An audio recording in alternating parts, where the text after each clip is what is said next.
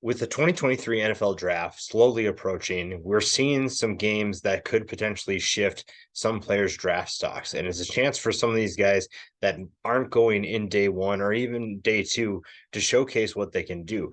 The Shrine Bowl is one of those games, and I think it's one of the best rosters that they've maybe had in years. It's a very exciting group, a group full of potential. And today we're taking a look at the top players at each position for each team. We started with the quarterbacks, and they have two quarterbacks that really stand out to me: Aiden O'Connell from Purdue and Dorian Thompson Robinson from UCLA. Now, O'Connell is someone who's been a proficient passer for Purdue with his career. You look at what he's been able to do, you see the accuracy that he's been able to play with and display. The questions just come down to arm strength from there. And I think that that's something he can really do well. I think that's something he can improve on. And it's going to be interesting to see how he showcases that talent, how he stands out, improves his draft stock. DTR is the same way. We've seen a ton of big time plays from him, but the consistency just hasn't been there. Now, you're looking at a guy who is still developing as a quarterback. I think that there are still some things that he can get better at, but he's an exciting prospect. He is someone that I think can stand out if he plays at his best, and he can showcase that arm talent, that athleticism that we've seen while he was at UCLA. Another tandem that's really exciting, the running backs in this Shrine Bowl are really good.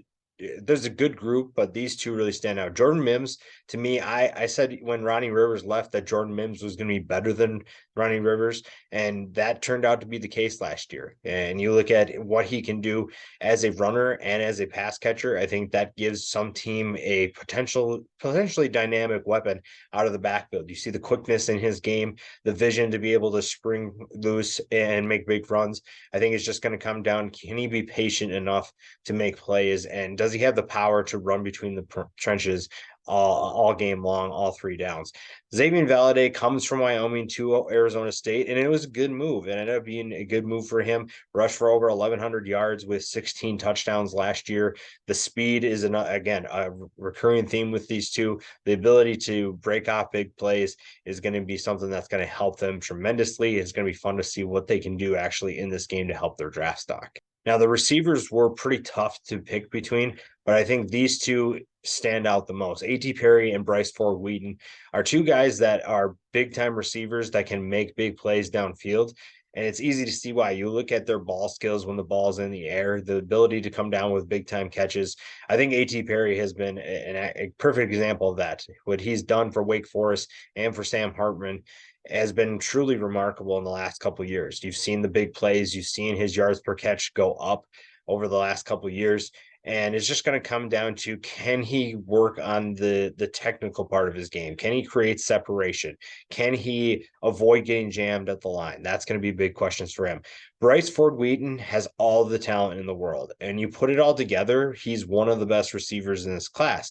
It's just that consistency isn't there. The separation just hasn't been a positive for him. And then the drops at times really just kind of confuse you almost, because this is a guy who can dominate at the next level, and at the collegiate level he just hasn't done it enough. But he is someone that can really take a step forward. If he can find some consistency, then some team is going to move up to try and draft him. Now, the tight ends are an interesting group because the two I picked today are two that really didn't produce in college that much. However, that doesn't mean that they don't have a role at the next level. Leonard Taylor from Cincinnati and Princeton Fenton from Tennessee. Leonard Taylor was always stuck behind Josh Wiley, and those two were a great tandem for the Bearcats. But Leonard Taylor never really got a chance to showcase what he could do. Now, you look at his ability to come down with passes that are in traffic, it makes him really a reliable target. And it made him a truly remarkable talent when he did get his opportunities. It's just that there weren't that many. And that the question is going to come down to, can he produce at a high level? And now he has to do it at the highest level in the NFL. Princeton Fant's kind of the same way. He's been at Tennessee for a while, had some flashes of excitement and had some flashes of what he could do in terms of a pass catcher and as a blocker. We just didn't see that production. So I think this is a great opportunity to showcase what they can do both as blockers and as pass catchers. Offensive linemen are two interesting players. First is Spencer Anderson, a guy who probably is more well known than the other guy here from Maryland, played both tackle and center. I think that versatility is something that a team is going to really value. We have a couple of offensive linemen that showcase that versatility, and he's one of them. He could be one of those day 3 picks, though, that you find and turns out to be a really good option. Another guy with versatility, but maybe not as well known, Brent Lang from Minnesota Duluth. You look at this is a D2 program, and you don't see a lot of D2, D3 guys go to compete with D1 guys. And there's a reason for that. But Brent Lang is someone who I'm very interested to watch because he also has that versatility playing all along the offensive line. He has the quickness to be able to compete. The question is going to be, does he have the power? Does he have the strength to compete with D1 talent? And opposite of them is 2 defensive linemen that, again, this was another group that was kind of hard to pick between. Dante Stills, to me, is someone who was pretty slept on coming into this year. His brother Darius was one who commanded most of the attention, but Dante proved that he is just as dangerous, if not even more, than his brother. You look at what he did at West Virginia to be able to stand out. He was consistently one of the most dominant players for the Mountaineers, and it's going to be fun to see what he can do at the next level. Now, his size may not be, perfect for what teams want, but his explosiveness and his ability to get off the ball and beat guys with his first step is really what's going to make him stand out. The other guy is Habakkuk Baldonado. You look at what he brings to the table, length is the biggest thing. And it's easy to see why. When you look at pictures of him or you're watching film, his length really stands out. His ability to use his arms to keep blockers off of him really makes him a threat on any play. Now, the question is going to be, is the technical side of it. A lot of times when he's rushing the passer, doesn't appear that he has a real sort of plan to be able to get after that quarterback. And then his ability to take hits and not get knocked off of his path. That's going to be something he has to work on. He's going to get plenty of opportunities in one-on-one drills and in this game to showcase that he can do that. Behind them at the linebacker, we have 2 athletic linebackers who have good range and good speed. Jeremy Banks from Tennessee and Shaka Hayward from Duke. Now, Jeremy Banks kind of flew under the radar with Tennessee's defense not really getting a ton of attention, mostly because Josh Heupel's offense was so explosive. But this is a guy who, again, has the speed, has the ability to drop in coverage, and that's something that'll really help him if you're looking at special teams, if you're looking at third down packages. But the question is going to be, can he play all 3 downs? Those are the things he's going to have to find a way to showcase and display. And maybe it's not enough, but he's going to be able to get an opportunity to do that. Shaka Hayward is pretty underrated, pretty well under the radar. I think that most people don't really know who he is. And he's been very productive for Duke in his tenure there. And that's something that's going to help him. His experience as a multi-year starter is really going to stand out. And I think that if he can show, again, just like with Banks, if he can show that he has the power to be able to shed blocks and make plays, that's going to help his draft stock tremendously. The cornerbacks are an interesting group because they're super talented. And I think they have potential to be day 2 picks even. It's just going to come down to the consistency. Now, Tre'Vius Hodges-Tomlinson, his uncle's LaDainian Tomlinson, has the NFL history, and he knows what it takes to get to the NFL because his family's probably taught him that. It's just going to come down to, is his size going to be a problem? It's always going to be the question when you're talking about his game.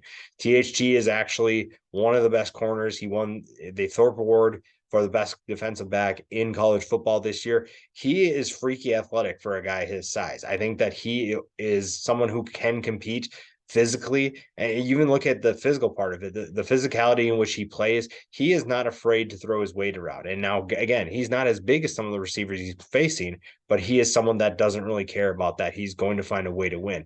The other one is Jarrett Bernard-Converse. The transfer from Oklahoma State goes to LSU and actually, I think, fit in pretty well. He has the natural instincts to be able to make plays, and we saw that. He doubled his interceptions in just 1 year with the Tigers.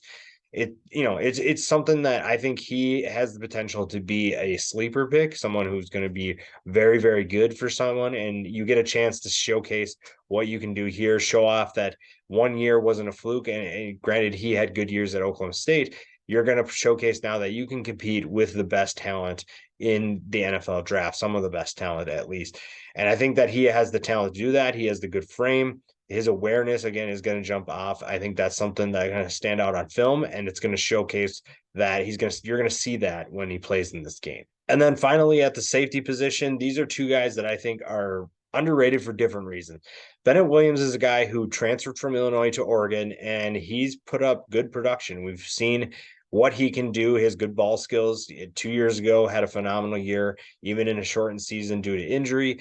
And it's just going to come down to, does he have, I mean, he has good size at the position, and it's just going to come down to, can he be a force as a tackler? And that's something that he can show teams. He can prove that he is an asset in stopping the run, and that's going to be huge for him. Now, on the other side, Trey Dean, I think Trey Dean has first round talent. It's just that there's a lot of other things that add up to him not being there. And I think that if he puts everything together, then you're getting a good value pick in day 2 or day 3. You look at, he has great size for the position. He's super athletic. We know that he can play the ball well.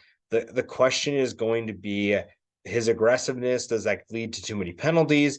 And then there's also the factor of timing. Sometimes on routes, it feels like he's a tick late. And that's going to be a question that teams will want to see. Can you prove that you don't struggle with that anymore? Can you do that against some of the best receivers that you're going to see at the next level? So I think that that's a big opportunity for him. I think that there were times where people expected him to be a first round pick, especially the last 2 years going into the preseason, and just never panned out. This is one final opportunity for him to showcase what he can do.